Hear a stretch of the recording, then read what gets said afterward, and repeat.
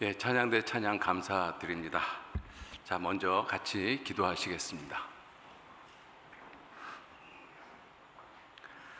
은혜와 사랑이 충만하신 거룩하신 아버지 하나님, 감사합니다.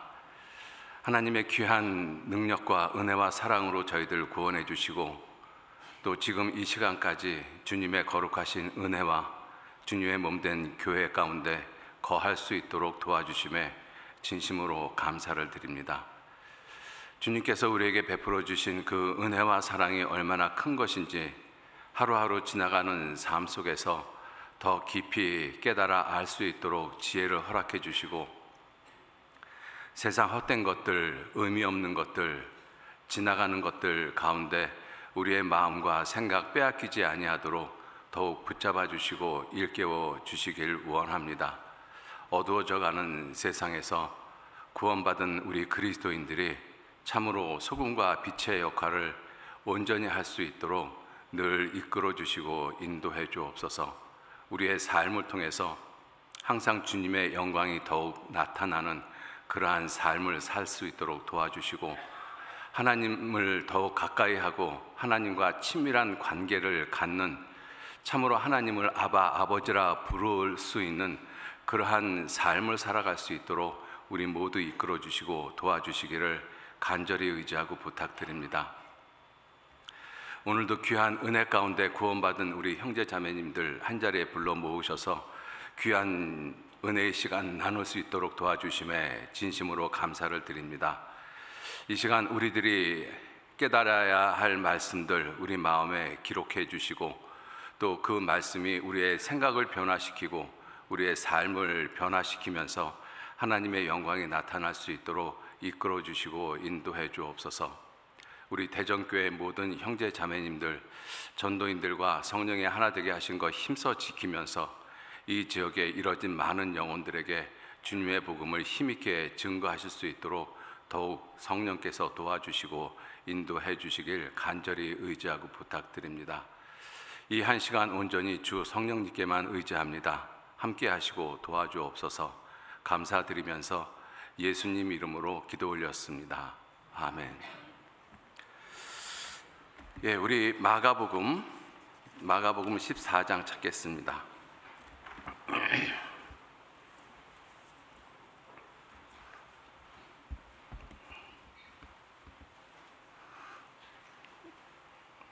마가복음 14장 36절 말씀.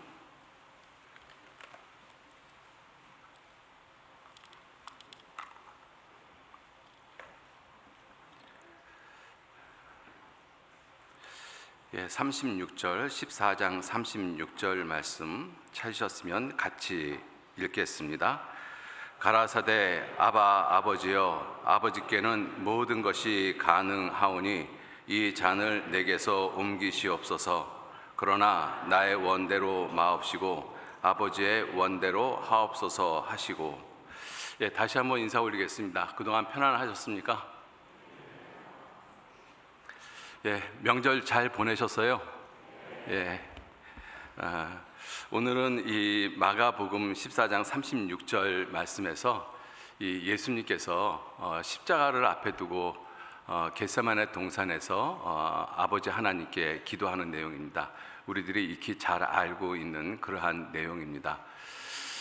그런데 이 기도에서 예수님께서는 하나님을 아버지라 이렇게 부르셨습니다. 아버지여, 아버지께는 모든 것이 가능하오니 이 잔을 내게서 옮기시옵소서, 이렇게 기도를 하셨습니다. 이번 명절을 맞이해서 고향에 다녀오신 분들, 또 오랫동안 떨어져 있던 그러한 가족들을 아마 만나셨으리라고 생각을 합니다. 우리가 가족들을 만난다라고 생각을 할 때 가장 먼저 기억이 되어지는 것이 부모님입니다. 그래서 어머니, 아버지를 이렇게 기쁜 마음으로 만나고 오시는 그러한 분들, 아마 대부분의 모습일 거라고 생각이 되어집니다. 그런데 어떠셔요? 명절날 이렇게 모처럼 만에 식구들하고 만나면 처음에는 굉장히 즐겁고 이렇게 서로 반갑게 대화를 하는데, 하루 정도 자고 나면 그 다음서부터는 서로 싸우는 모습들이 상당히 많아요. 그죠? 저도 어렸을 때 이렇게 집안의 명절에 이제 식구들이 이렇게 모이면 처음에는 그렇게 반갑게 대화를 했던 분들이 조금만 지나면 얼굴을 붉히면서 큰 소리로 이렇게 싸우고 그러더라고요. 그래서 저는 어렸을 때 명절이 좀 없었으면 좋겠다, 이런 생각을 좀 했던 적도 있습니다. 우리가 그러한 이 시간에 오랫동안 떨어져 있던 그러한 부모님들을 만나면 어떤 분들은 정말로 어머니 아버지가 너무 반갑고 기뻐서 그래서 눈물을 흘리시는 그러한 분들도 있고, 또 어떤 분들은 마지못해서 안 가면 안 되니까 그래서 이 부모님 얼굴을 뵙고 오는 그러한 분들도 있었을 것이라고 생각이 듭니다. 오늘 제가 이 말씀, 예수님께서 십자가를 앞에 두고 겟세마네 동산에서 기도를 하시면서 아바, 아버지여 이렇게 부르셨거든요. 그 아바가 우리 말로 그대로 번역하면 아빠입니다. 아빠. 그래서 영어로 표현할 때도 ABBA 이렇게 아빠로 쓰고 있거든요. 아람어로 아빠라고 부르고 있습니다. 아버지를 친근할 때. 우리가 실제로 그렇게 아버지를 그렇게 부르고 있지 않습니까? 그러지 못한 분들도 있지만, 그래서 오늘은 이 말씀을 통해서 하나님에 대한 그 호칭에 대해서 좀 한 3가지를 생각을 해보려고 합니다. 제일 첫 번째 하나님, 그리고 두 번째 하나님 아버지, 세 번째 아바 아버지, 이렇게 이 하나님을 부르는 그 모습을 통해서 우리의 신앙의 모습이 과연 어떠한 모습일까, 이것을 좀 한번 각자들 생각을 좀 해보셨으면 좋겠습니다. 하나님, 하나님 아버지, 아바 아버지. 우리가 어렸을 때 기억을 더듬어 보면 이 어머니에 대한 기억은 대부분 이렇게 친근한 모습이 있습니다. 근데 아버지에 대한 기억은 그러한 분들도 있지만 그렇지 못한 분들도 상당히 많다라는 생각을 해봅니다. 저는 어렸을 때 자라면서 아버지한테는 한 번도 맞아본 적이 없거든요. 근데 어머니한테는 빗자루도 맞고 뭐 여러 가지로 맞아본 기억이 참 많아요. 그런데 어머니를 생각을 하면 좀 친근한 모습이 있는데, 아버지는 나를 한 번도 때린 적이 없는데 저는 아버지를 한 번도 아빠라고 불러본 적이 한 번도 없습니다.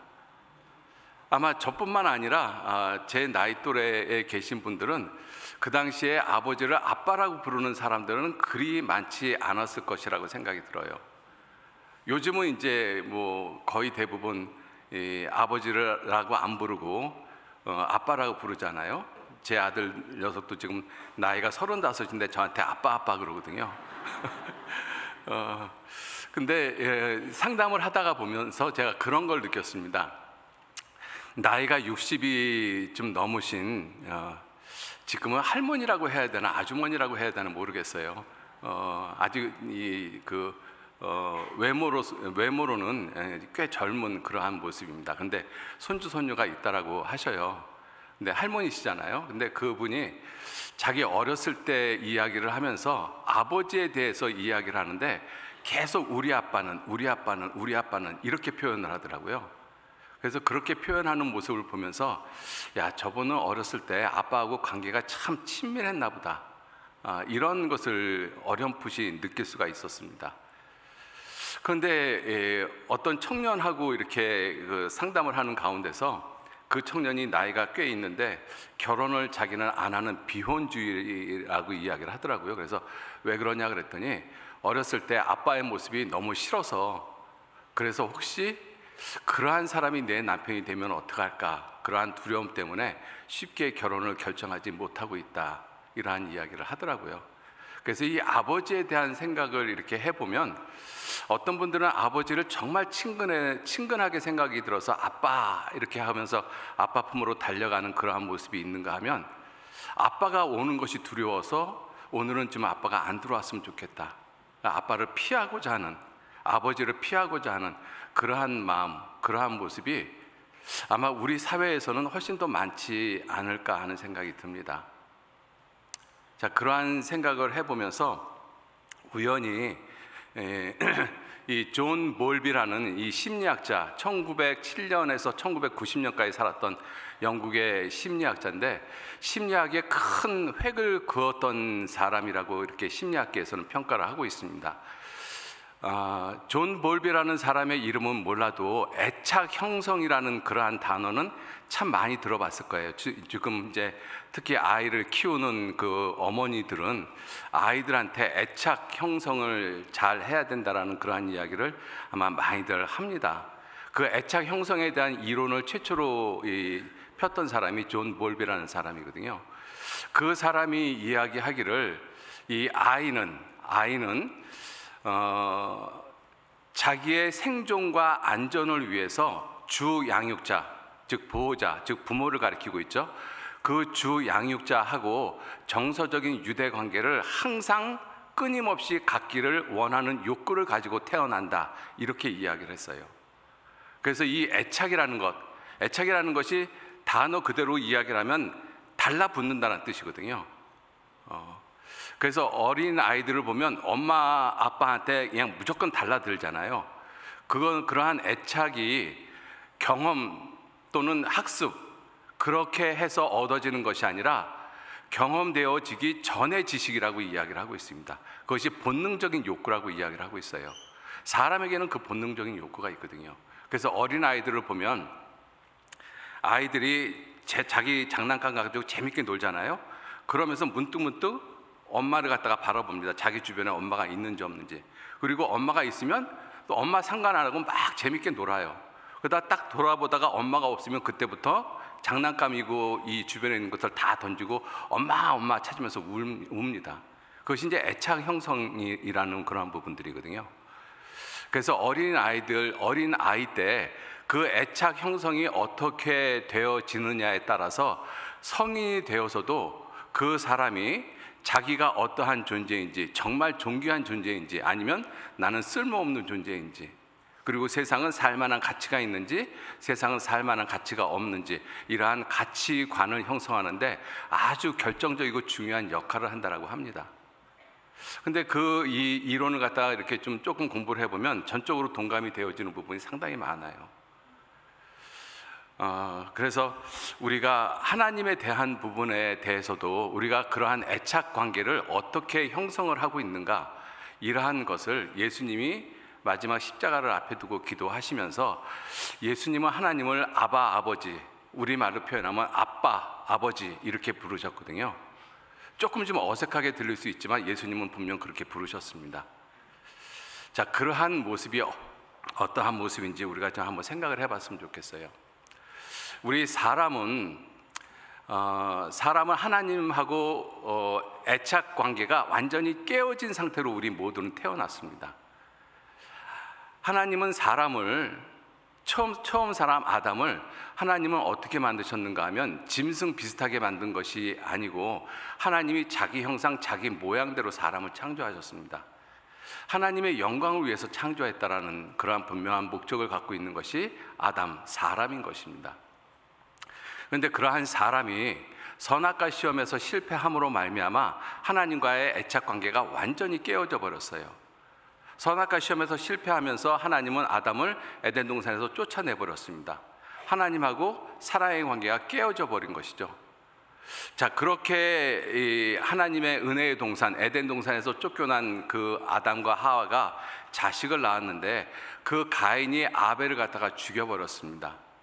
그리고 그 가인이 하나님 앞에 쫓겨날 때 창세기 3장 14절 말씀에 여호와께서 오늘 이 지면에서 나를 쫓아내시온즉 내가 주의 낯을 배웁지 못하리니 내가 이 땅에서 방황하며 유리하는 자가 될지라. 하나님하고 완전한 관계가 깨어진 모습인 것입니다. 우리 모두는 그러한 모습으로 세상에 태어났어요. 시편 58편 3절 말씀에도 악인은 모태에서부터 멀어졌으며, 하나님하고 멀어졌죠. 하나님하고 애착 관계가 완전히 깨어진 상태로 태어났습니다. 그렇기 때문에 우리 모든 사람은 그 하나님하고 깨어진 애착 상태를 갖다가 회복하고자 하는 그 본성이 우리 모두에게 있어요. 여러분들, 우리 모든 사람은 한 사람도 예외 없이 누구로부터 인정받기를 원합니다. 한 사람도 예외 없이. 그 이유가 무엇이냐면 하나님으로부터 쫓겨났기 때문에, 하나님과의 애착 관계가 깨어졌기 때문에, 마치 어린아이가 엄마를 잃어버리면 그 어린아이는 아무리 좋은 것을 갖다 줘도 전혀 관심이 없습니다. 오직 엄마를 찾는 것에만 전념을 하게 되어지는 것이죠. 그러한 모습이 우리 인생의 모습인 것입니다. 그래서 우리 인생은 세상에서 아무리 좋은 것을 얻는다고 해도 결국은 만족이 없는 이유가 하나님과의 애착 관계가 깨어졌기 때문에 그래요. 그런데 그 하나님과의 애착 관계가 형성이 되어지면 우리는 그때 비로소 만족합니다. 어린아이가 엄마 품에서 만족하고 그냥 편히 잠을 잘 수 있듯이. 그래서 하나님과의 애착 관계를 갖지 못한 그 모든 사람은 엉뚱한 데서 자기의 만족을, 또 자기가 무엇인가 이루고 그리고 보호를 받을 수 있는 그러한 무엇인가를 만들어내고 있는 것이죠. 우리가 창세기 4장을 보면 창세기 4장은 가인의 후회에 대해서 이야기를 하고 있습니다. 가인이 여호와 앞을 떠나고 난 다음에 노 땅에다 이 성을 만들었습니다. 자, 그리고 그 성을 만들어 놓고 그 가인의 후예들이 산 모습은 제일 처음에 가인의 후예 중에 한 사람이 처음에 라멕이 이 아내 둘을 취합니다. 이 가정이 깨어지는 모습이잖아요. 그리고 두 번째, 도시 문명을 통해서 발달이 되어지는 것이 뭐냐면 향락이거든요. 춤, 노래, 비파와 수궁, 이러한 것들이 발전이 되어지는 모습, 그러한 것이 가인의 후예들의 모습인 것입니다. 가인의 후예들이 그러한 그 성이 도시를 가리키고 있습니다. 그러한 거대한 도시를 만들고자 하는 이유가 무엇이냐면, 무엇인가 어디에서 자기가 안전하고 생존의 위협을 느끼지 않는 무엇인가를 만들길 원했던 것입니다. 그래서 만들어진 것이 도시 문명이거든요. 창세기 4장을 잠깐 좀 보실까요?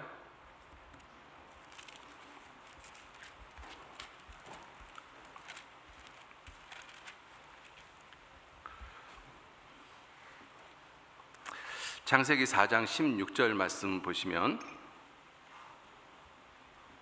제가 읽겠습니다. 가인이 여호와의 앞을 떠나 나가 에덴 동편 노 땅에 거하였더니, 노시라는 그 의미가 유리하다, 방황하다라는 뜻입니다. 자, 그리고 17절, 아내와 동침하니 그가 잉타하여 에녹을 낳은지라. 가인이 도시를 쌓고 그 아들의 이름으로 성을 이름하여 에녹이라 하였더라. 자, 그리고 그 가인의 후예 중에서 19절, 라멕은 두 아내를 취했다. 이 가정이 파괴되는 모습이죠. 그 다음에 20절, 아다는 야발을 낳았으니 그는 장막에 거하여 육축치는 자의 조상이 되었다. 이 대량 소비, 대량 생산, 이것을 가리키고 있는 내용인 것입니다. 21절, 그 아우의 이름은 유발이니 그는 수군과 퉁소를 잡는 모든 자의 조상이 되었으며, 이 향락을 가리키고 있는 것이죠. 그리고 22절, 두발 가인은 각양 날카로운 기계를 만들었다. 이 기계 문명을 발달시키고 있는 것이죠. 그리고 라멕이 이 아내들에게 이야기하기를, 내 창상, 내 상처를, 내 작은 상처 때문에 내가 소년을 죽였다. 별것 아닌 것 때문에 사람을 죽인다라는 것입니다. 이러한 모습이 가인의 후예들의 모습이거든요. 그러니까 도시 마지막 때가 되어져 갈수록 사람들은 이 자연 상태에서 자꾸 어디로 모이는가 하면 도시로 모입니다. 도시로. 그죠? 서울하고 경기도에 있는 인구만 다 합치면 우리나라 인구의 거의 절반이 가까운 인구가 모여 삽니다. 이 거대 도시입니다. 이 서울은 정말 메트로폴리탄이거든요. 왜 사람들이 그렇게 도시에 모일까요? 한번 생각해 보세요. 사람이 살기에 가장 좋은 곳은 도시가 아니라 자연입니다. 시골이 사람 살기에 정말로 좋은 곳이거든요. 근데 그러한 좋은 것을 다 버리고 왜 사람들은 계속 도시로만 몰려들까요? 인프라가 잘 구축되어 있기 때문에, 교육 환경이 좋기 때문에, 그것들은 부수적인 것들이죠. 무엇인가 사람은 어디 안정되고 그리고 내가 소속이 되어져야 할 어떤 곳을 찾습니다. 그렇기 때문에 사람들은 도시로 모이기 시작을 하는 거예요. 그런데 그 도시 생활의 모습이 결코 쉽지만은 않습니다. 여기서 있는 모습처럼 도시는 사람들을 점점 쾌락 속으로 빠져들어가게 해요.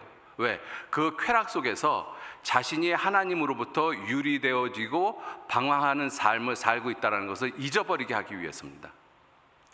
여러분들, 마지막 때가 되어지면 되어질수록 모든 도시의 공통적인 모습이 무엇이냐면 향락산업이 발달을 해요. 우연이겠습니까? 디모데후서 3장 1절 말씀에 보시면 너희가 이것을 알라 말세에 고통하는 때가 이르리니 이렇게 말씀하시면서 하는 사람들은 돈을 사랑하고, 그리고 4절 말씀에 쾌락 사랑하기를 하나님 사랑하는 것보다 더하며, 이 도시 문명이 발달하면 할수록, 그리고 그 도시 문명의 끝을 보면은 가장 발달한 것이 향락산업이었습니다. 고대 로마가 그랬지 않습니까? 그죠? 고대 로마의 그 향락산업의 그 이 정점을 찍은 것이 폼페이입니다. 하나님이 그 폼페이라는 도시를 베스비우스 화산을 폭파시켜 가지고 터뜨려서 그 도시를 완전히 화산재로 묻어버렸잖아요. 그 폼페이 도시가 지금 발굴되고 있는데, 지금 우리들이 가서 봐도 낯이 뜨듯한 그러한 모습들이 너무나 많다라는 것이죠. 모든 도시 문명의 마지막의 모습이 쾌락입니다. 쾌락. 그죠? 왜 사람들은 그렇게 쾌락을 갖다가 즐길까? 왜냐하면 무엇인가 자신 속에 있는 불안함을 잊어버리기 위한 거예요. 그 자신 속에 있는 불안함 중에서 가장 궁극적인 것이 무엇이냐면 하나님으로부터 유리되어져 있다, 하나님으로부터 떠나 있다, 하나님과의 애착관계가 형성되어지지 못하고 있기 때문에 그렇습니다. 그래서 죽음에 대한 두려움, 심판에 대한 두려움, 지옥에 대한 두려움, 이것을 사람은 본성적으로 갖고 있어요. 아니라고 해도 갖고 있습니다. 여러분들 한번 생각해 보십시오. 우리 모든 사람이 죽음을 두려워하거든요. 왜 죽음을 두려워합니까? 어떤 사람은 죽는 거 나 안 두렵다라고 이야기하거든요. 죽는 게 뭐가 두렵냐고. 실제로 그러한 사람 가운데 한 사람을 만나본 적이 있습니다. 그 암 요양병원에서. 그분이 밤에 찾아와서 이야기하는 것이 자기는 정말 죽음을 두려워하지 않고 그렇게 살아왔다는 것입니다. 그런데 자기가 암 말기 이 선고를 받고, 그리고 와서 이야기하는 것이 그분이 그 얘기를 제일 처음에 물어보더라고요. 정말 하나님 계십니까? 근데 자기는 죽음을 전혀 두려워하지 않았는데 죽음이 한순간 한순간 자기에게 다가오는 것을 느끼면서 정말 죽음에 대한 두려움을 느낀다라고 이야기를 하더라고요. 왜 사람은 죽음은 두려워할까요? 죽음이 아프기 때문에? 아니요, 어떤 사람은 고통을 느끼지도 못하고 죽는 사람들도 있어요. 근데 모든 사람은 공통적으로 죽음을 두려워하거든요. 왜냐하면 그 영혼이 죽고 나면 그 영혼이 심판과 지옥이 있다는 것을 알기 때문에 그렇습니다. 하나님하고 격리되어져 있고 유리되어져 있다는 것을 알기 때문에 그래요. 하나님하고 올바른 관계를 맺지 못하고 있다는 것을 내 육체는 알지 못하지만 내 그 영혼은 알고 있기 때문에 그렇습니다. 그래서 본능적으로 사람은 죽음을 두려워하고, 그리고 하나님을 싫어합니다. 그래서 왜? 하나님하고 유리되어져 있는 사람은 그 하나님에 대해서 좋은 감정을 가질 수가 없어요. 마치 어렸을 때 어머니 아버지로부터 심한 학대를 받은 그 어린 아이는 커서도 어머니 아버지에 대한 생각이 좋지가 않습니다. 차라리 저런 부모 나 없었으면 좋겠다, 그런 생각 안 하십니까? 할 수밖에 없죠. 사람이 마치 그와 같다라는 것입니다. 하나님하고 유리되어져 있고 하나님으로부터 떨어져 있고 하나님으로부터 심판을 받고 지옥 갈 수밖에 없다라는 그 분명한 사실을 그 영혼은 알고 있거든요. 그러니까 그 하나님이 싫은 거예요. 그래서 하나님을 없다라고 이야기를 하죠. 시편 4절 말씀에 어리석은 자는 그 마음에 이르기를 하나님이 없다 하는도다. 저희 모든 사상은 사악이라.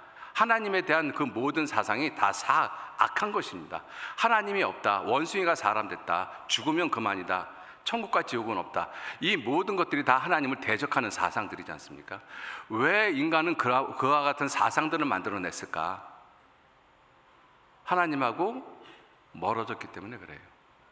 하나님하고 애착 관계가 형성되어지지 못했기 때문에 그렇습니다. 그래서 이 가인의 후손들은 도시를 쌓고 그 도시 안에서 쾌락을 즐깁니다. 쾌락. 여러분들, 쾌락하고 희락하고 비슷한 것 같지만 사실은 성경에서는 구별해서 쓰고 있습니다.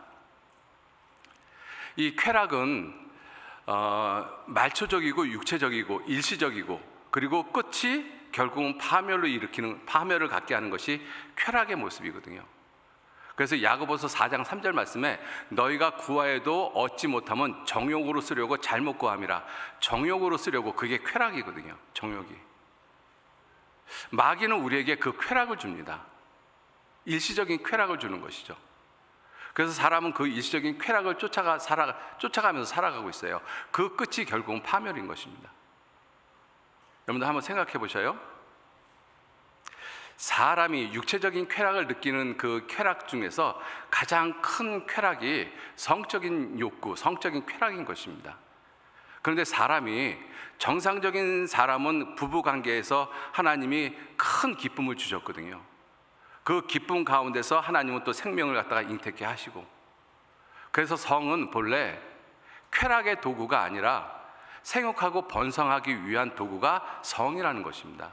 하나님은 그 성을 인간이 죄를 짓기 전에 주셨어요. 하나님이 자기 형상 자기 모양대로 사람을 만드시고 남자와 여자를 만들었다. 사람은 두 종류의 사람밖에 없습니다. 남자하고 여자 둘밖에 없어요. 세상이 잘못되어져 있으니까 사람의 성을 갖다가 여러 개로 나누고 있잖아요. 그건 다 거짓입니다. 그것은 포용할 부분이 아닌 거예요. 하나님은 그 성을 남성, 여성 두 성을 만들어 놓고, 그리고 창세기 1장 28절에 하시는 말씀이 뭐예요? 하나님이 그들에게 복을 주셨다. 무슨 복이요? 생육하고 번성하는 복. 그 생육하고 번성하는 것에 기쁨과 함께 주신 거예요. 그런데 1950년도에 미국에서 킨제이 보고서가 발행이 됐습니다. 사람들에게 성에 대한 질문을 갖다가 이 설문지를 돌리고, 그리고 그 설문지를 통해서 사람들이 성에 대해서 어떤 인식을 갖고 있는지, 그것을 보고서로, 논문이 아닙니다. 킨제이 보고서는 논문이 아니고 보고서입니다. 그런데 그 보고서가 일반인들한테 오픈이 이렇게 알려지고 나면서부터 사람들은 성에 대해서 이야기하는 것이 아무런 부끄러움이 없어졌어요. 그 전까지, 킨제이 보고서가 나오기 전까지만 해도 사람들의 일반적인 생각은 성은 생육하고 번성하는 것이다, 이렇게 이야기를 하고 있거든요. 이게 정말로 옳은 것이죠. 그런데 킨제이 보고서가 나온 이후에 성에 대한 개념이 완전히 바뀌어 버렸거든요. 생육하고 번성하는 도구가 아니라 쾌락의 도구로 사용하는 것입니다. 그렇게 쾌락의 도구로 사용하다 보니까 이제는 남편과 아내로부터 얻는 쾌락이 더 이상 쾌락이 안 되어지니까 이제는 다른 남자, 다른 여자하고 성적인 관계를 가지면서 쾌락을 갖고, 그것도 또 쾌락을 주지 못하니까 결국은 남자가 남자끼리, 여자가 여자끼리 성적인 관계를 갖잖아요. 그것도 또 쾌락이 얻어지지 못하니까 사람이 동물하고, 결국은 그러한 모습이 되잖아요. 사람이 동물하고도 쾌락을 못 느끼니까 결국은 마약을 합니다. 그래서 사람은 결국은 파멸해요. 그게 마지막 때의 모습이잖아요. 그죠? 사람들이 왜 마약을 갖다 손에 대겠습니까? 계속 쾌락을 추구하기 때문에 그래요. 그래서 미국에서 얼마 전에 죽은 31살의 젊은 청년 찰리 커크라는 사람이 무엇을 미국 청년들한테 이야기를 했는가 하면, 청년들은 시집 가서, 남자와 여자는 결혼해서 자식을 낳아야 된다. 그게 하나님의 뜻이다. 그래서 자식 많이 낳으라고 이야기를 합니다. 그게 맞는 거예요. 그죠? 자, 그런데 사람들이 마지막 때가 되어지면 그러한 이 쾌락만을 추구하다가 결국은 모든 것이 다 병들어지게 되어지죠. 그리고 결국은 사람은 결국 파멸로 이끌게 되어집니다. 하나님이 우리 사람에게 주시고자 하는 것은 그러한 쾌락을 주시고자 하는 것이 아니죠. 영원한 즐거움을 주시고자 하는 것입니다. 시편 16편 11절에 다윗이 그런 시를 썼잖아요.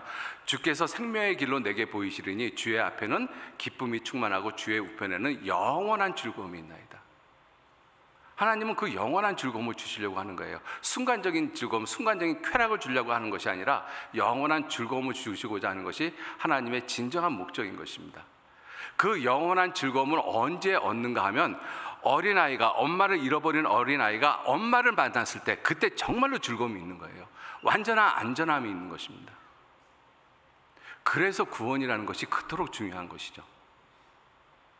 우리가 하나님을 만날 때, 내 영혼이 정말로 구원을 받을 때, 예수님이 내 죄를 영원히 용서해 주셨다. 그래서 내가 하나님의 품으로 들어갈 때, 영접하는 자, 곧 그 이름을 믿는 자들에게는 하나님의 자녀가 되는 권세를 주셨어요. 우리는 그 권세를 얻었잖아요. 하나님을 정말로 아바, 아버지라고 부를 수 있는 사람이 되어졌습니다. 그래서 우리에게는 하나님과의 애착 관계가 형성이 되어진 거예요. 구원받은 사람들에게는. 구원받지 못한 사람들은 끝까지 가인의 후예로 삽니다. 끝까지. 그 가인의 후예들은 끝까지 하나님의 이름은 안 불러요. 끝까지. 왜? 하나님으로부터 떠나고 하나님으로부터 유리방황하는 삶을 살거든요. 그리고 하나님이 없다라고 하잖아요. 그러니까 하나님의 이름을 부를 수가 없어요. 구원받지 못한 사람이 하나님의 이름을 부른다든지 하나님을 아버지라고 부른다든지 이것은 거짓인 것입니다. 물론 구원받지 않은 종교인들은 하나님을 아버지라고도 부르고 아버지라고 부르면서 울기도 해요. 그러나 구원받지 않았다라면 아무리 하나님을 아버지라고 불러도 아버지가 되어지진 않습니다.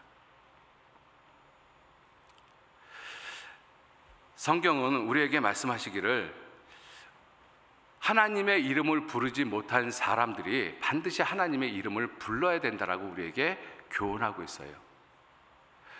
창세기 4장을 보면 창세기 4장은 가인의 후예들에 대한 내용들이 쭉 기록되어져 있잖아요. 그리고 창세기 4장 끝부분에 셋의 후손에 대해서 이야기를 합니다.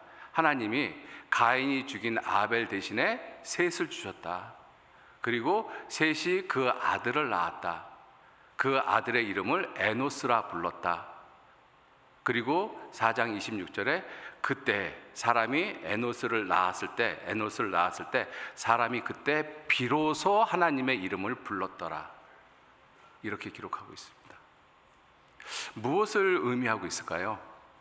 창세기 4장은 하나님하고 유리되어져 있는, 하나님하고 애착관계가 완전히 깨어진 가인의 후손, 사람의 딸들에 대한 내용을 쭉 기록하고 있습니다.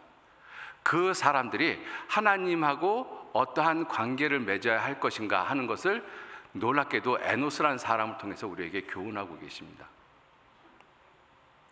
여러분들, 이 성경에 아담도 사람이란 뜻이고 에노스도 사람이란 뜻입니다. 에노스를 이 성구 사전에서 찾아보면 사람 이렇게 표현되어 있거든요. 아담도 사람이고 에노스도 사람이에요. 그런데 의미는 다릅니다. 아담은 하나님의 형상대로 지음을 받은 모든 사람의 대표성을 가지고 있는 거예요. 그래서 모든 사람은 빈부, 신분의 격차를 제외하고 물론하고 모든 사람은 하나님 앞에서 존귀한 자다. 왜? 하나님의 형상대로 만들었기 때문에.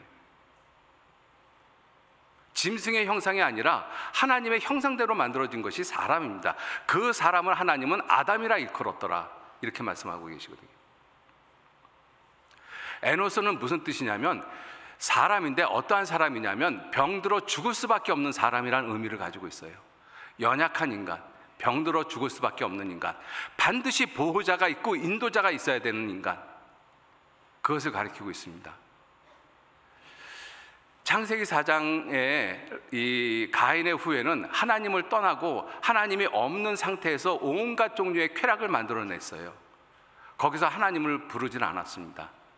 그런데 에노스라는 사람이 태어났을 때, 즉 자기 자신이 하나님 앞에서 죽을 수밖에 없고 연약할 수밖에 없고 병들 수밖에 없는, 그래서 하나님의 도움이 절실히 필요한 존재라는 것을 깨달을 때 사람은 비로소 하나님의 이름을 부릅니다.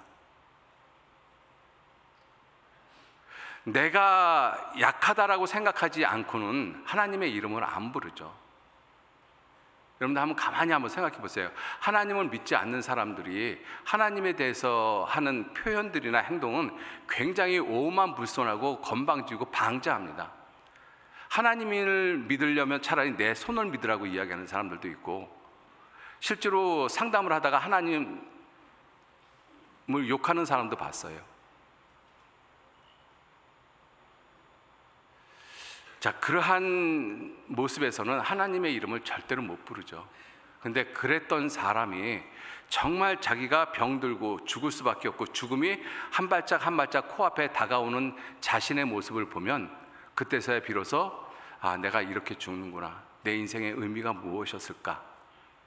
정말 하나님 계실까? 내가 어디서 왔을까? 어디로 갈까? 이것을 생각할 수밖에 없잖아요. 그죠? 이 에노스를 낳았을 때 비로소 여호와의 이름을 불렀더라. 사람이 세상에 태어나서 70년, 80년 살다 갑니다. 70년, 80년 살다 가면서 한 번도 하나님의 이름을 불러보지 않고 죽은 사람들이 있습니다. 가장 불쌍한 사람들이죠. 정말로 그런 사람들 많습니다. 하나님의 이름을 한 번도 불러보지 못하고 죽은 사람들.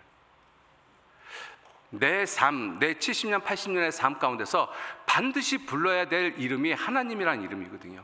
근데 그 하나님이란 이름을 한 번도 불러보지 못하고 죽는 사람들, 아니 한 번도 불러보지 않고 죽는 사람들도 얼마든지 있습니다. 불행한 사람입니다.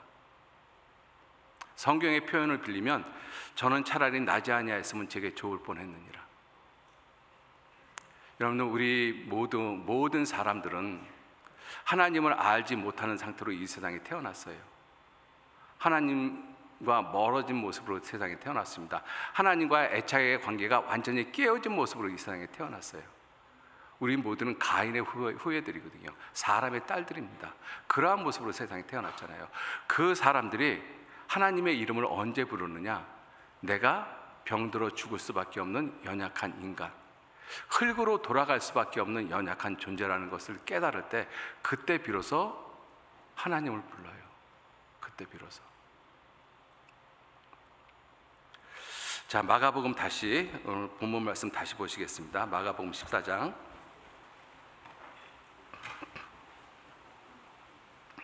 마가복음 14장 36절. 제가 읽겠습니다. 가라사대 아바 아버지여, 아버지께서는 모든 것이 가능하오니 이 잔을 내게서 옮기시옵소서. 그러나 나의 원대로 마옵시고 아버지의 원대로 하옵소서. 예수님은 하나님을 아버지라고 불렀습니다. 자, 이제 두 번째, 하나님 아버지에 대해서 한번 생각을 해보시죠. 하나님 아버지.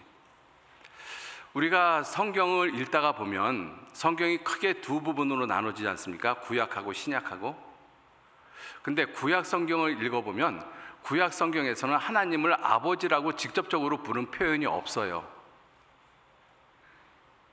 주는 우리의 아버지십니다. 주는 고아와 재판장의 아버지십니다. 이러한 표현들은 있어요. 그러한 표현을 찾아보니까 6군데 정도가 나오더라고요. 그 나머지는 하나님을 아버지라고 부른 표현들이 없어요. 여러분들, 구약에서는 하나님이 어떻게 주로 표현이 되는가 하면 여호와 하나님으로 표현이 되어집니다. 여호와 하나님, 전능하신 하나님. 그래서 구약에서 하나님이 이스라엘 백성들을 이끌어 내시면서 이스라엘 백성들이 하나님의 능력을 통해 가지고 이제 여러 차례 외적의 그 침입을 받고 그 상태에서 하나님이 구원해 주시고 하는 그러한 모습들이 이스라엘 역사에서 반복이 되어지지 않습니까? 그러한 모습을 통해서 이렇게 하나님에 대한 표현을 합니다. 시편 18장을 한번 보시죠. 시편 18장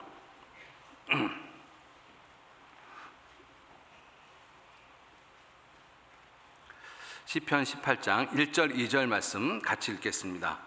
나의 힘이 되신 여호와여, 내가 주를 사랑하나이다. 여호와는 나의 반석이시요 나의 요새시요 나를 건지는 자시요 나의 하나님이시요 나의 피할 바이시요 나의 방패시요 나의 구원의 뿌리시요 나의 산성이시로다. 하나님에 대한 표현을 8가지로 하고 있거든요. 굉장히 많죠. 하나님은 나의 반석, 요새, 나를 건지시는 자, 나의 하나님, 나의 피할 바위, 방패, 구원의 뿔, 산성. 아버지란 표현은 없어요. 아버지란 표현. 구약에서 하나님의 모습은 이스라엘 백성들이 부르짖으면 하나님이 그들을 건지시고 그들을 도와주시고 그들의 필요를 채워주시는 하나님이신데, 전능의 하나님으로만 나타나는 모습이 아주 강하게 나타납니다.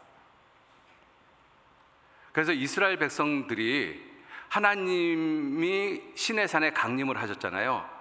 그때 모습을 성경은 이렇게 표현하고 있어요. 출애굽기 20장 한번 보시죠. 출애굽기 20장.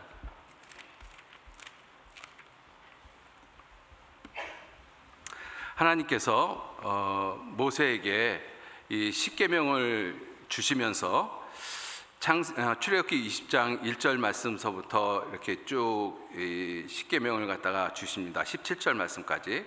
자, 그리고 나서 18절 말씀에 보시면, 20장 18절 말씀에 뭇 백성이 우레와 번개와 나팔 소리와 산의 연기를 본지라 그들이 볼 때에 떨며 멀리 서서 모세에게 이르되 당신이 우리에게 말씀하소서 우리가 들으리이다. 하나님이 우리에게 말씀하지 말게 하소서 우리가 죽을까 하나이다.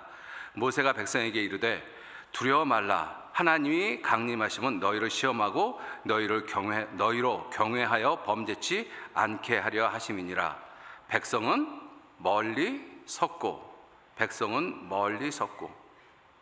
하나님이 이스라엘 백성들을 만나기 위해서 시내산에 강림했어요. 그런데 백성은 하나님으로부터 멀리 섰습니다. 이게 구약에 이스라엘 백성들에게 나타나는 하나님의 대표적인 모습인 거예요. 그런데 하나님이 성경을 통해서 수없이 많은 약속을 사람에게 했습니다. 특히 이스라엘 민족에게는 굉장히 많은 약속을 했지 않습니까? 그 약속의 정점이 임마누엘 하나님이에요. 내가 너와 항상 함께 있겠다. 그래서 이 하나님의 임재를 갖다가 표현하고 계시는 것이잖아요. 근데 그 하나님께서 이 이스라엘 땅 그 시내산에 나타났어요. 그런데 백성들이 가까이 못 갔습니다. 멀리 섰어요. 전능하신 하나님, 이스라엘 백성들을 도와주고 그들을 인도하시고 그들을 보호하시는 그러한 하나님이신데, 그런데 이스라엘 백성들은 그 하나님께 가까이 가지 못했어요. 무서워서. 그게 구약시대 때 이스라엘 백성들이 하나님을 대하는 모습입니다. 아마 지금도 이스라엘 백성들은 그럴 거라고 생각이 들어요. 그런데 신약에 들어와서 예수님이 무엇이라고 말씀하시는가 하면 하나님을 아버지라 부릅니다. 이스라엘 백성들한테 그게 굉장히 놀라운 사실인 거예요. 왜? 자기네들은 하나님을 한 번도 아버지라고 불러본 적이 없거든요.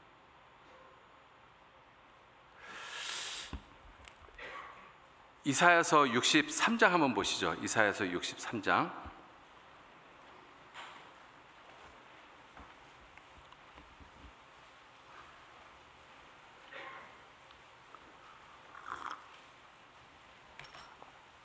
이사야 63장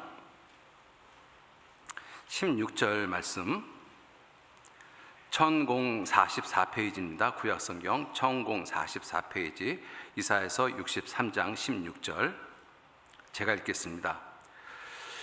주는 우리 아버지시라. 아브라함은 우리를 모르고 이스라엘은 우리를 인정치 아니할지라도 여호와여 주는 우리의 아버지시라. 상고부터 주의 이름을 우리의 구속자라 하셨거늘 여호와여 어찌하여 우리로 주의 길에서 떠나게 하시며 우리의 마음을 강팍해 하사 주를 경외치 않게 하시나이까. 주는 우리의 아버지시라. 아브라함은 우리를 모르고 이스라엘은 우리를 인정치 아니할지라도 그래도 주는 하나님은 우리의 아버지십니다. 이스라엘 백성들은 그렇게 생각을 한 거예요. 그런데 한 번도 하나님을 아버지라 부르지 못했습니다. 여러분도 홍길동 전을 읽어보면 가장 마음에 아프게 와닿는 것이 어떠한 대사인 것 같아요? 길동이가 아버지한테 호부호영을 못한다라고 하잖아요. 내가 분명히 아버지 자식인데 아버지를 아버지라고 부르지 못하고 있습니다. 여러분들 그 마음이 얼마나 힘들고 어려울까요? 분명히 나를 낳아주신 아버지인데 내가 그분을 아버지라 못 부르는 거예요. 64장도 한번 보시죠. 64장 한 장 넘겨서 64장 8절 말씀에 그러나 여호와여 주는 우리 아버지시니이다. 우리는 진흙이요 주는 토기장이시니 우리는 다 여호와의 손으로 지으신 것이라. 자, 주는 우리의 아버지시라 이렇게 말씀해 놓고 9절에 아버지여 과히 분노하지 마옵소서 이렇게 말하는 것이 아니라 계속 여호와여, 여호와라고 부르고 있어요. 이게 구약시대 때 이스라엘 백성들의 모습인 것이죠. 이사야서 그 다음에 예레미야 3장을 한번 보시죠. 예레미야 3장.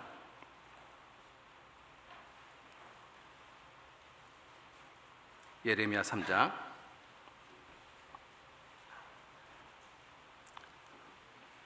4절 말씀 제가 읽겠습니다. 4절. 내가 이제부터는 이스라엘 백성들에게 하시는 말씀입니다. 이제부터는 내게 하나님께 부르짖기를 나의 아버지여, 아버지는 나의 소시의 애호자시오니 노를 한없이 계속하시겠으며 끝까지 두시겠나이까 하지 않겠느냐. 보라, 내가 이같이 말하여도 악을 행하여 내 욕심을 이루고자 하였느니라. 이스라엘 백성들은 하나님을 아버지라고 부르고 싶은 마음이 가득했어요. 그런데 아버지라고 부르고 싶은 마음은 있어도 결국은 그들은 아버지하고 상관없는 삶을 살았다라는 것입니다. 넘겨서 3장 19절 말씀 보시죠. 19절. 내가 스스로 말하기를 내가 어떻게 하든지 너를 자녀 중에 두며 허다한 나라 중에 아름다운 산업인 이 낙토를 내게 주리라 하였고, 내가 다시 말하기를, 이스라엘 백성에게 다시 말하기를 너희가 나를 나의 아버지라 하였고 나를 떠나지 말 것이라 하였노라. 그런데 이스라엘 족속아, 마치 아내가 그 남편을 속이고 떠남같이 너희가 정령이 나를 속였느니라. 여호와의 말이니라. 22절. 패역한 자식들아 돌아오라. 이스라엘 백성들은 하나님 앞에 자식이긴 했는데 무슨 자식이었느냐? 패역한 자식이라는 것이죠. 그래서 이스라엘 백성들은 하나님을 아버지라고 실질적으로 직접적으로 부른 표현이 구약 성경에는 없습니다. 이스라엘 백성들이 하나님이 아버지이신 것은 알았어요. 전능하신 여호와이시기도 하지만 아버지시라는 것을 알았는데 한 번도 아버지를 아버지라 부르지 못했습니다. 패역한 자식이기 때문에 그래요. 자, 그러한 이스라엘 백성들에게 예수님이 이 땅에 오셔서 예수님은 너희 아버지라고 말씀하십니다. 예수님이 마태복음 5장에서부터 7장까지 산상수훈을 하시잖아요. 산상수훈에서 말씀하시면서 이스라엘 백성들은 깜짝 놀랍니다. 그 깜짝 놀라는 모습이 여러 가지가 있는데 그 중에 하나가 무엇이냐면 자기는 하나님을 한 번도 아버지라고 부르지 못했는데 예수님은 아버지라고 부르시는 거예요. 너희 아버지라고 이야기를 하시는 것입니다. 마태복음 5장 한번 보시죠.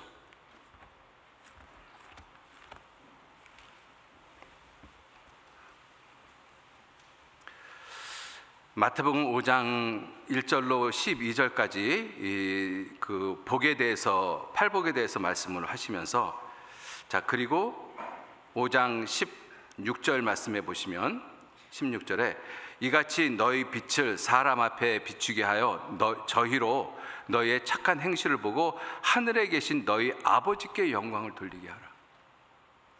여러분들, 이때 이스라엘 백성들은 한 번도 하나님을 아버지라고 직접적으로 불러보지 못했어요.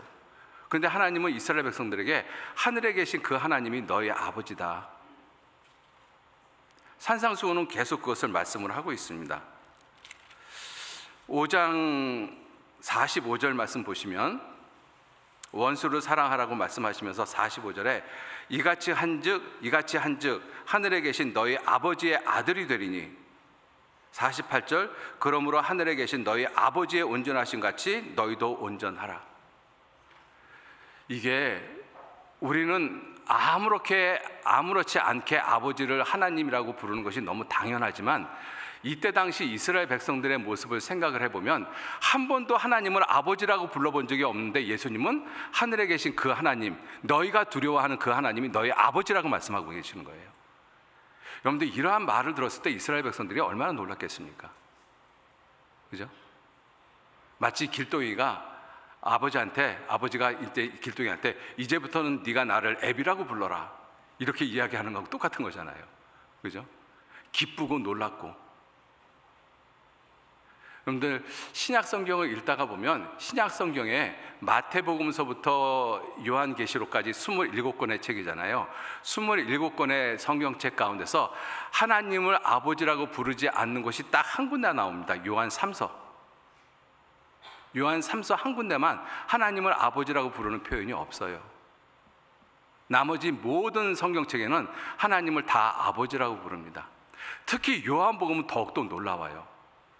요한복음이 21장까지 있지 않습니까?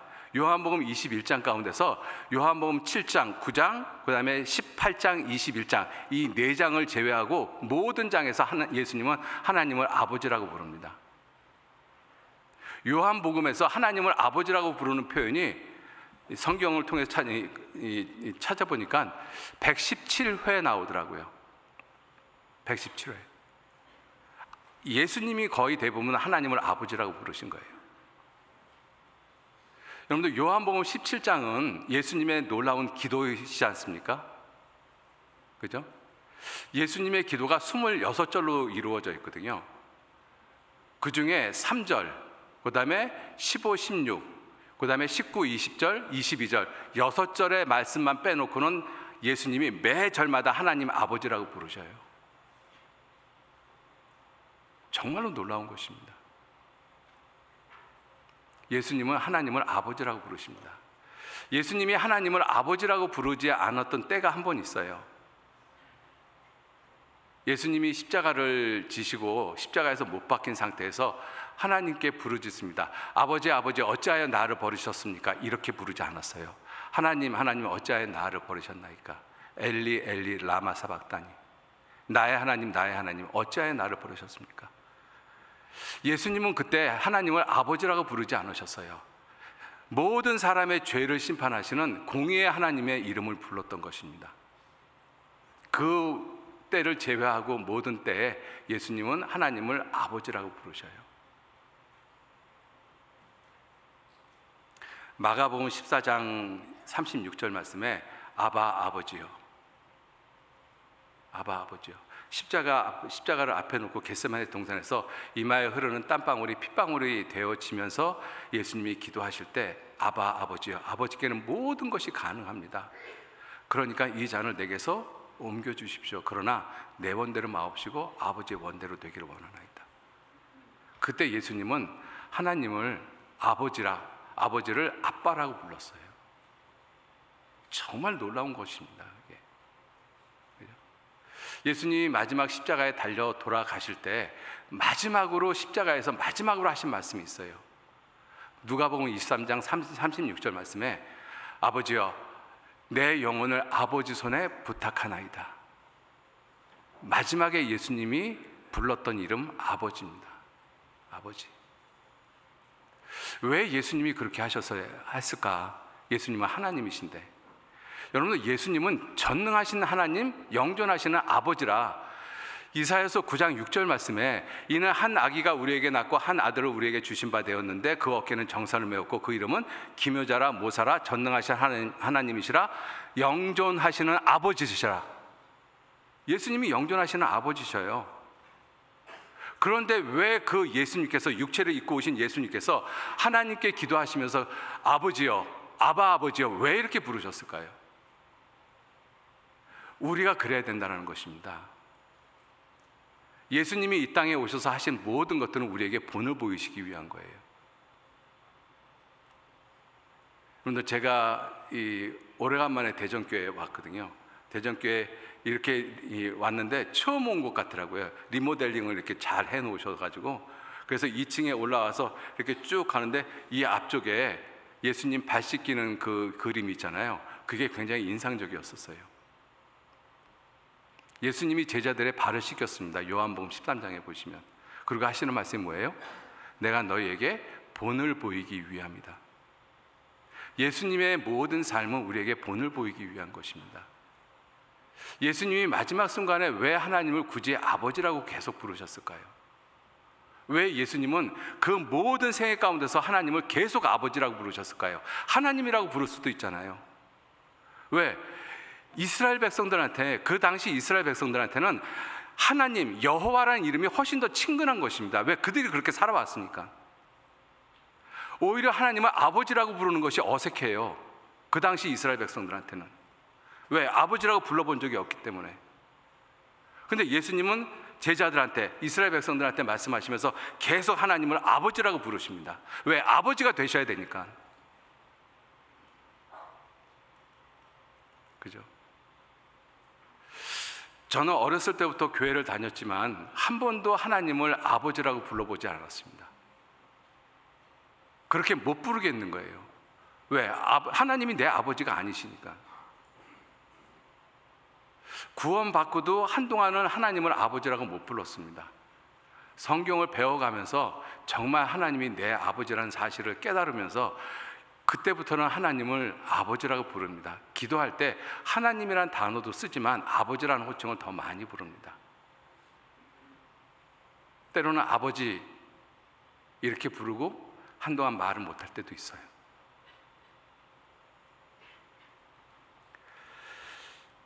예수님은 우리에게 본을 보이시기 위해서 하나님을 계속 아버지라고 부르십니다. 아버지.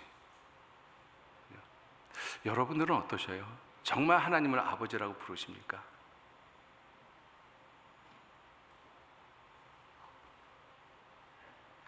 예수님이 죽음을 십자가에서 마지막 죽어 가시면서 마지막에 부른 이름이 아버지였습니다. 아버지.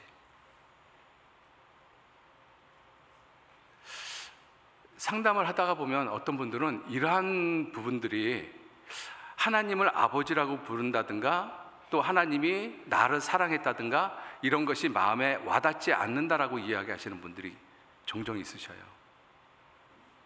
왜 그런가 하면 어렸을 때 자기를 낳아주신 육체의 아버지하고 애착관계가 형성이 안 되어졌기 때문에 그래요. 아버지에 대한 막연한 두려움이 있기 때문에 그렇습니다. 그래서 하나님에 대해서도 두려워요. 그런 분들은 하나님에 대해서 생각하기를 늘 공의의 하나님만 생각해요. 잘못하면 징계하고 때리고. 그러니까 하나님은 아버지라고 부르기가 어색한 거예요. 하나님의 아버지이신데도. 그러한 우리 모든 사람에게 예수님은 우리에게 본을 보이시기 위해서 하나님을 아버지라고 부르십니다. 마지막 돌아가실 때 아버지여 내 영혼을 아버지 손에 부탁하나이다. 하나님께 부탁하나이다. 이것이 아니잖아요. 아버지께 부탁하나이다. 자, 마가복음 14장 다시 한번 보시겠습니다.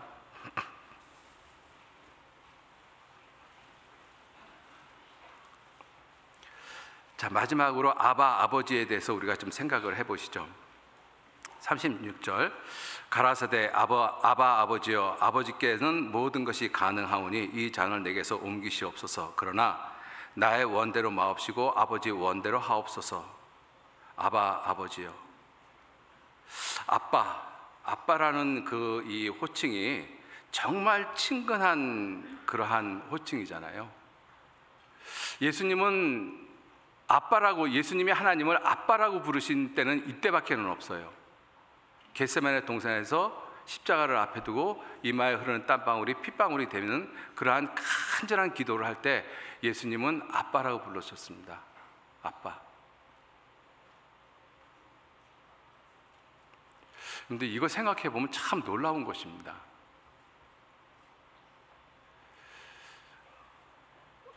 지금 여기 계신 그 연세가 많이 드신 분들은 한 번도 아버지를 아빠라고 불러본 적이 별로 없으실 거예요. 그죠? 왜냐하면 그때 당시에 사회적인 분위기가 그랬습니다. 엄마는 늘 엄마예요. 엄마를 어머니라고 부르면 왠지 어색해요. 그래서 엄마는 항상 엄마예요. 나이가 들어도 우리 엄마. 그죠? 근데 아버지는 항상 아버지였습니다. 어떤 경우는 아버지라는 호칭도 좀 어려워서 아버님, 그죠? 또 우리 선친께서는 막 이런 식으로 부르잖아요. 아버지의 이름을 함부로 이야기도 못했습니다. 말하지도 못했어요. 아버지가 너무 무서웠고 엄했고, 그죠? 자, 그런데 예수님은 그 하나님 아버지를 아빠라고 부르십니다. 어느 때? 인생에서 가장 중요한 순간에. 예수님의 인생에서 가장 중요한 순간, 예수님이 이 땅에 오신 목적을 이루는 바로 그 순간이잖아요. 십자가를 앞에 두고 있는 순간이지 않습니까? 그 순간이 예수님에게서는 절대절명의 가장 중요한 순간이었습니다. 그때 예수님은 하나님을 아빠라고 부르셨어요. 아버지요. 내 생각을 꺾고 하나님의 뜻에 무조건적으로 순종하고 무조건적으로 복종해야 되는 그 순간에 예수님은 아버지를 아버지라고 불렀습니다. 이게 얼마나 놀라운 모습일까?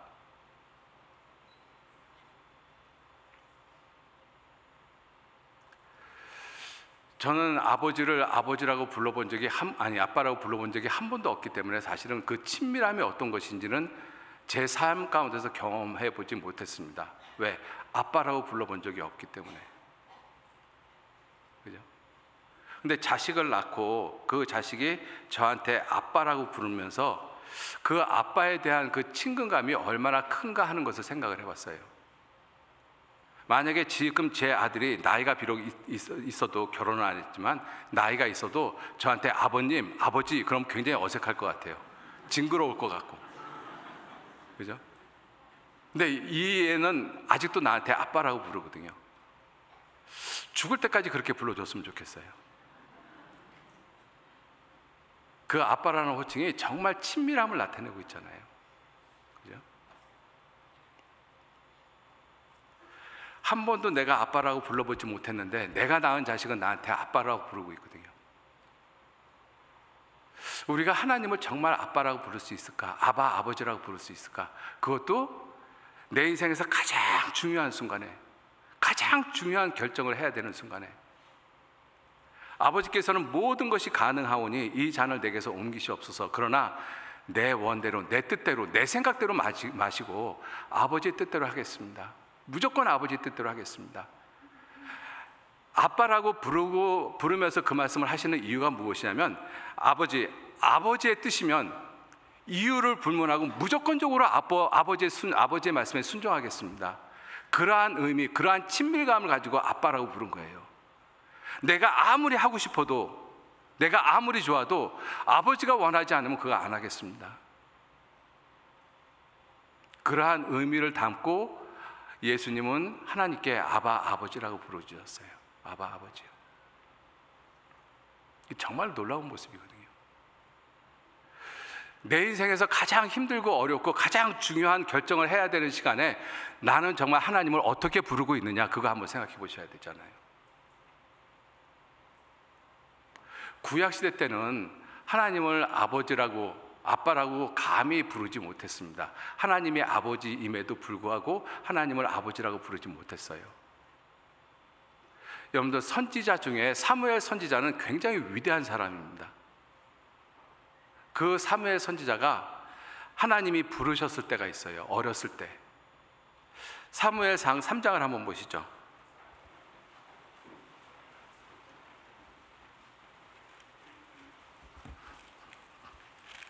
사무엘상 3장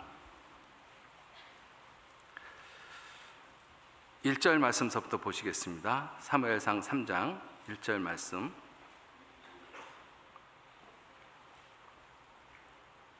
제가 읽겠습니다. 사무엘상 3장 1절. 아이 사무엘이 엘리 제사장이죠.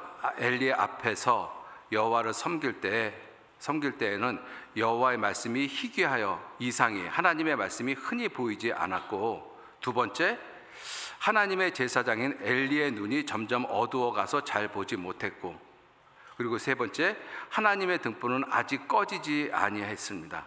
그때 하나님께서 사무엘을 부르셨어요. 4절, 여호와께서 사무엘을 부르시는지라. 그래서 사무엘이 대답을 하고 누구에게로 달려갔는가 하면 엘리에게 달려갔어요. 그런 일이 3번 있으면서 엘리가 깨달았습니다. 아, 하나님이 지금 이 아이를 부르시는구나. 그래서 하나님이 부르시면 이렇게 대답을 해라, 이렇게 이야기를 합니다. 8절, 여호와께서 3번째 사무엘을 부르시는지라 그가 일어나서 엘리에게로 가서 가로되 당신이 나를 부르셨기로 내가 여기 있나이다. 엘리가 여호와께서 이 아이를 부르신 줄 깨닫고 이에 사무엘에게 이르되 가서 누웠다가 그가 하나님이 너를 사무엘을 부르시거든 내가 말하기를 여호와여 말씀하옵소서 주의 종이 듣겠나이다 하라.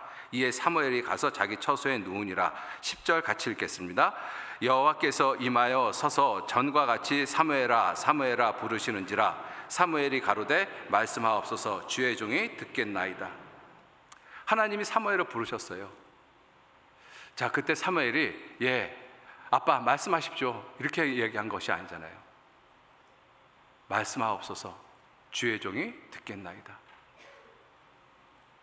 말씀하옵소서 주의 종이 듣겠나이다. 이 표현하고 예수님께서 아바 아버지여 아버지께는 모든 것이 가능하오니 이 잔을 내게서 옮기시옵소서 이렇게 표현하는 거하고 어느 쪽이 더 친근합니까?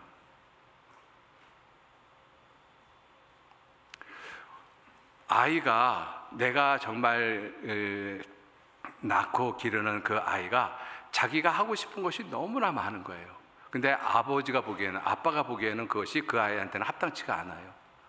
그래서 아이한테 이건 이렇고 저건 저러니까 네 뜻대로 하지 말고 이 아빠의 뜻대로, 아빠의 생각대로 해라.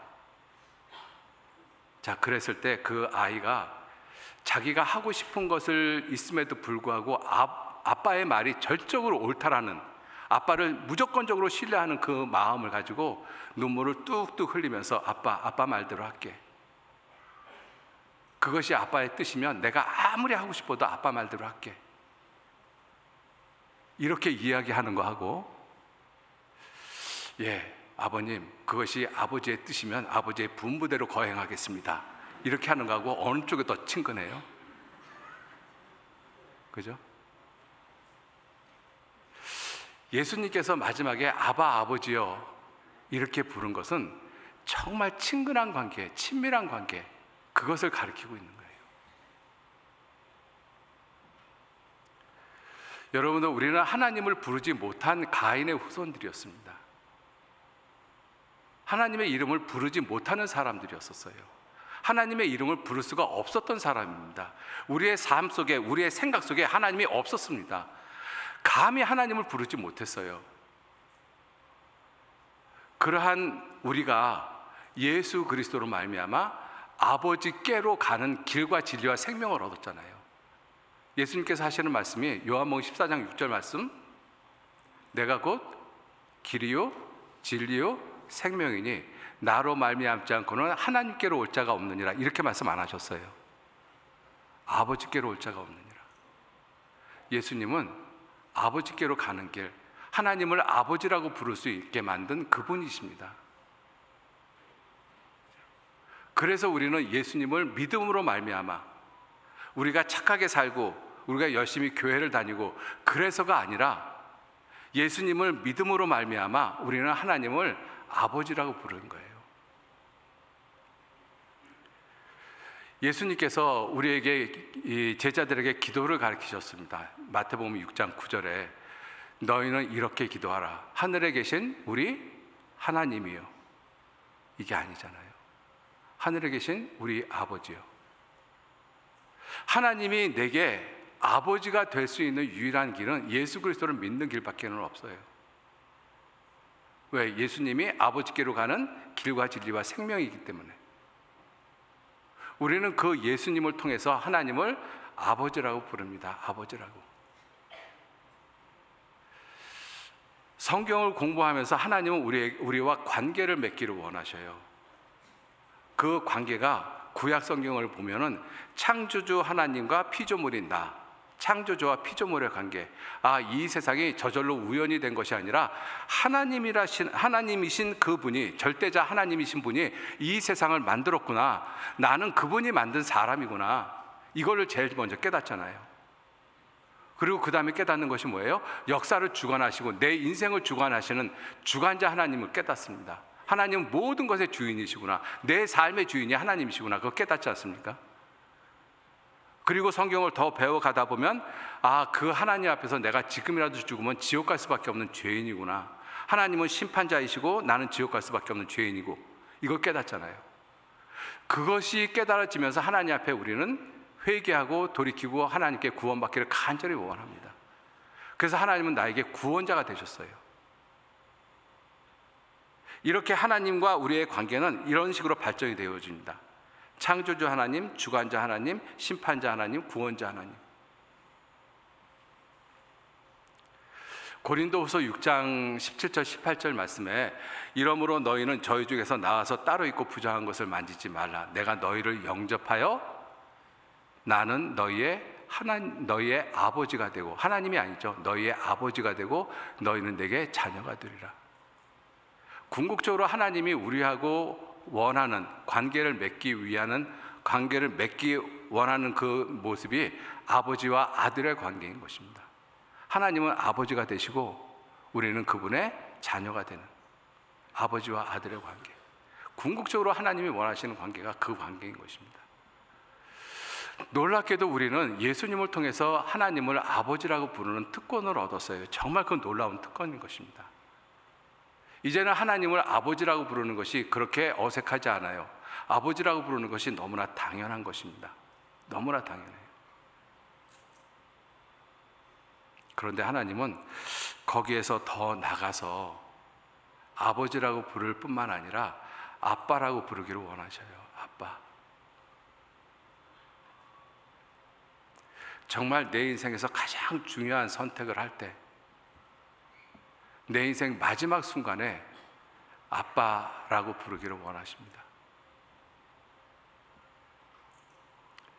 예수님이 십자가에서 마지막 돌아가시면서 마지막 하신 말씀이 내 영혼을 아버지께 부탁하나이다. 그게 마지막 말씀이었거든요. 예수님이 부르다가 죽으신 마지막 이름, 그것이 아버지예요. 아버지. 예수님이 그 마지막 순간에 하나님을 아버지라고 부를 수 있었던 힘, 이유, 그것이 무엇이겠습니까? 마지막 십자가 돌아가신 순간에 문득 생각이 나서 하나님을 아버지라고 불러야 되겠다, 그래서 아버지라고 부르셨겠습니까? 아니요. 예수님은 이 세상에 오시면서 십자가에 돌아가실 때까지 계속 하나님을 아버지라고 부르셨어요. 어쩌면 일부러 그렇게 하셨는지도 모르겠습니다. 예수님은 성경을 통해서 예수님은 말씀하시기를 내가 스스로 온 것이 아니라 하나님께서 나를 보내셨다, 이렇게 말씀하셔도 되는데 아버지께서 나를 보내셨다. 나와 하나님은 하나이시니라. 요한복음 10장 30절 말씀에 그렇게 말씀 안 돼 있잖아요. 나와 아버지는 하나이니라. 아버지께서 내 안에, 내가 아버지 안에 있는 것 같이 아버지께서 이 모든 권세를 내게 주셨다. 예수님은 계속 하나님을 아버지라고 부르십니다. 끝까지 아버지라고 고집하고 계시는 거예요. 평상시 예수님이 하나님을 아버지라고 부르는 삶을 사셨다는 것입니다. 그것이 마지막 순간에 하나님을 아버지라고 부를 수 있는 힘이라는 것이죠. 그런데 우리의 삶에서도 내 삶에 하나님을 아버지라고 부르고 하나님을 아빠라고 불러보지 못한 사람이 마지막 가장 중요한 내 인생의 순간에서 하나님을 아버지라고 아빠라고 부를 수 있겠습니까? 못 부릅니다.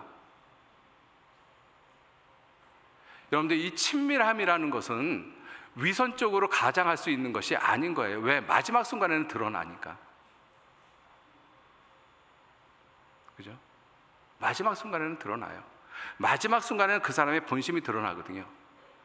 새는 죽을 때 울음이 슬프고 사람은 죽을 때 말이 정직하다라고 하잖아요.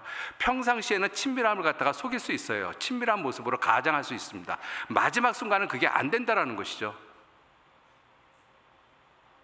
내가 평소에 하나님을 정말 친밀한 관계로 내가 관계를 맺지 않으면 그 친밀함, 그 정직한 모습이 마지막 순간에는 안 나타납니다. 그건 꾸밀 수가 없는 거예요. 마지막 순간에는. 예수님은 마지막 순간에 하나님을 아버지라 부르셨어요. 시편 25편 한번 보시죠.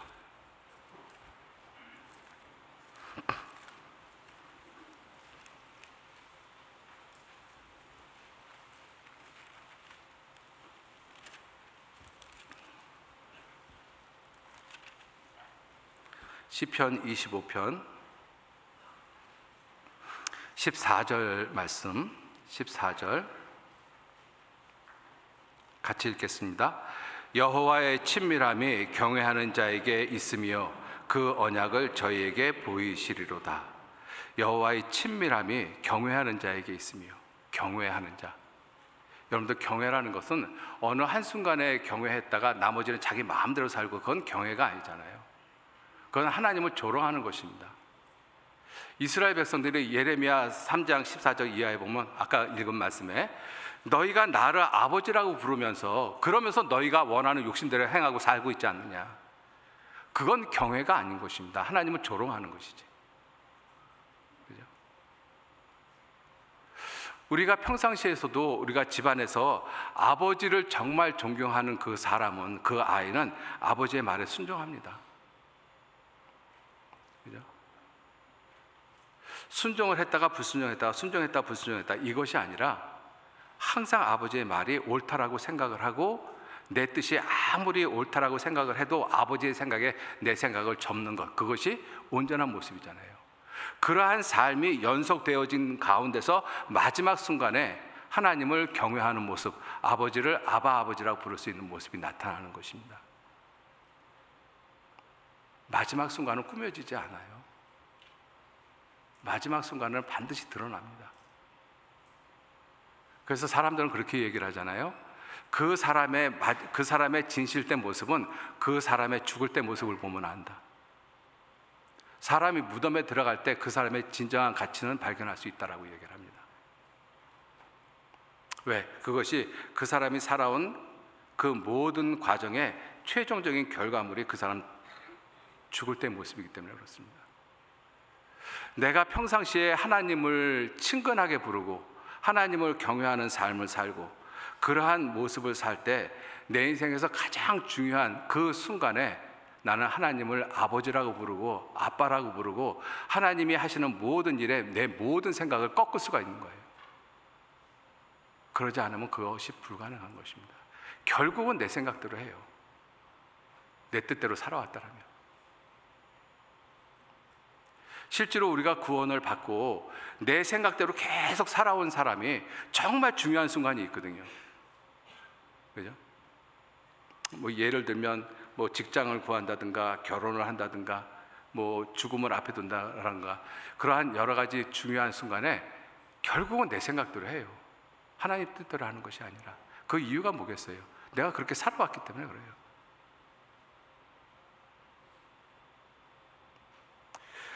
친밀함이 경외하는 자에게 있으며, 여러분들 사람의 본분이 무엇입니까?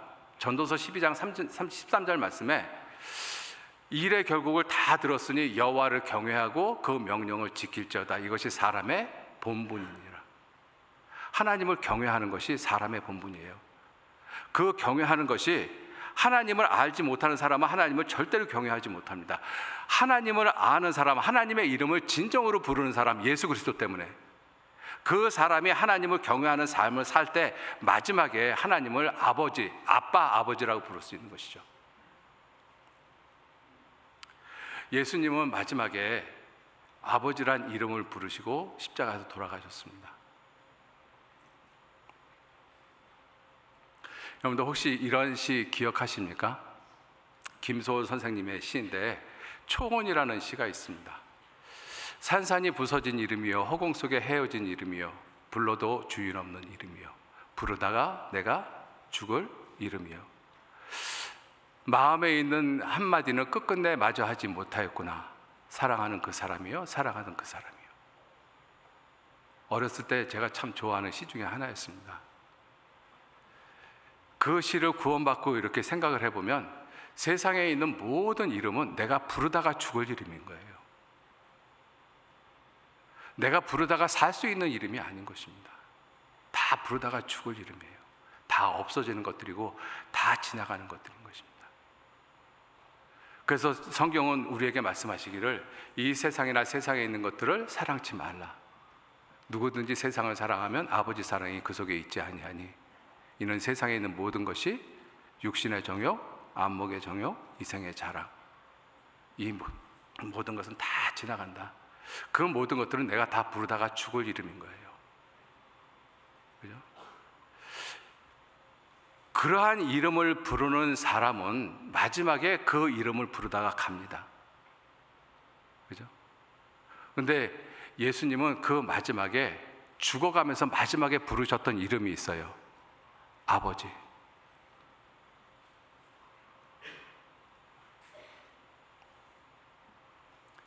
정말로 놀라운 이름인 것입니다. 왜? 그 이름은 내가 부르다가 사는 이름이기 때문에 그래요. 내가 부르다가 죽는 이름이 아니라 내가 부르다가 사는 이름. 예수님은 그 마음에 있는 마지막 한마디 끝내 하시면서 돌아갔잖아요. 아버지에게. 아버지의 이 잔을 내게서 옮기시옵소서. 그러나 내 원대로 마옵시고 아버지 원대로 하옵소서. 내 영혼을 아버지께 부탁합니다. 마음에 있는, 가슴에 있는 마지막 한마디, 끝끝내 하지 못했던 말이 아니라 끝내 그 말씀 한 말씀 하시고 돌아가셨어요. 아버지라고 부르시면서. 세상에 있는 모든 것들은 우리가 결국은 부르다가 죽을 이름이고, 그 죽을 이름 앞에 우리는 마음속에 있는 것을 끝내 하지 못하고 죽는 사람인 것입니다. 불행한 사람인 것이죠. 그리스도인들의 마지막이 그러한 모습이 되면 안 된다고 생각을 합니다. 정말 그리스도인의 마지막 모습, 예수님처럼 아버지라고 부를 수 있고 죽을 수 있는 그 모습이라면 그 사람은 정말 그리스도인다운 그리스도인의 모습인 것이죠. 그것이 어느 한순간 일어나는 것이 아니라 그런 삶을 살아왔기 때문에 늘 아버지를 불렀고 늘 아버지의 뜻에 순종했고, 아버지의 뜻이면 내 생각을 무조건 다 접어버리는 그러한 삶이 아니면 아버지를 아버지라 부르지 못합니다.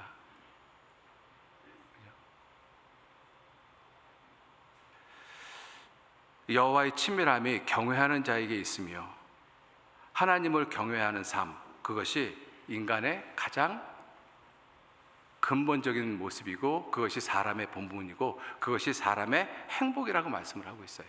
여호와를 경외하는 것이. 그러한 삶을 산 사람만이 마지막 순간에 하나님을 아버지라고 부릅니다. 그런데 우리가 지금 살고 있는 이 시간에는 하나님 아버지라는 그 이름보다 다른 이름들이 훨씬 더 많이 불려져요. AI 비서의 이름들, 지니아, 쉬리아, 하이 빅스비, 헤이 구글, 이러한 이름들이 훨씬 많이 불러집니다. 그죠? 그 사람들 마지막 그렇게 부르다가 마지막에 헤이 구글 이렇게 하면서 죽을 수도 있어요. 우스운 이야기지만 사실일 수 있습니다. 그죠? 내가 평소에 부르는 이름이 무엇인가 생각해 보셔야 돼요. 내가 평소에 부르고 있는 이름이 정말 내 마음 중심에서 하나님을 아버지라고 부르고 아버지를 아빠라고 부르고 있는지, 주님 오실 날 가까운 이때 정말 나는 하나님을 어떻게 부르고 있는지, 하나님과 어떻게 친밀함을 쌓고 있는지 정말로 깊이 생각하셔야 될 때라고 생각을 합니다. 왜? 세상이 너무 어지럽기 때문에 그래요. 무엇이 거짓이고 무엇이 진실인지 모르는 세상에 우리들이 살고 있습니다. 성경만 붙잡지 않으면, 하나님을 붙잡지 않으면, 아버지를 부르지 않으면 우리는 미혹될 수밖에 없어요. 예수님께서 마지막 때에 우리에게 당부하시는 것이 사람의 미혹을 받지 않도록 주의하라. 아버지를 아버지라고 부를 때 우리는 그 마귀가 주는 그 유혹에서, 미혹에서 우리는 벗어날 수 있습니다. 정말로 하나님을 아버지라고 부르고 더 나아가서 아버지를 아빠라고 부르는 그 친밀함, 그 친밀함이 내 삶 가운데서 항상 묻어있기를, 그렇게 간절히 기도하시면서 하루하루 살아가시는 그러한 삶이 되셨으면 좋겠습니다. 같이 기도하시죠. 하나님, 귀한 은혜와 사랑에 진심으로 감사를 드립니다. 하나님을 모르고 살던 인생, 하나님의 이름을 부를 수 없는 그러한 인생이 예수 그리스도로 말미암아 하나님을 아버지라고 부르고 살아가고 있습니다. 하나님을 아버지라고 부르는 그 삶이 어느 한순간만 그렇게 부르는 것이 아니라 내 삶 전체가 하나님을 아버지라고 부르고 하나님을 아빠, 아버지라고 부를 수 있는 그러한 친밀한 삶을 살아갈 수 있도록 우리 모두 일깨워 주시고 인도해 주옵소서. 여호와의 친밀함이 경외하는 자에게 있다라고 말씀하셨습니다. 우리가 하나님을 경외하면서 하나님과 친밀한 관계를 늘 쌓아갈 수 있도록, 그래서 우리가 예수님을 만났을 때 진정 아버지라고 부를 수 있도록 하나님 도와주시고 인도해 주옵소서. 오직 우리의 삶을 통해서 하나님의 영광이 나타날 수 있도록 주님 끝까지 붙들어 주시고 인도해 주옵소서. 모든 것 선하신 주님의 손에 의지하고 부탁드립니다. 감사드리면서 예수님 이름으로 기도 올렸습니다. 아멘.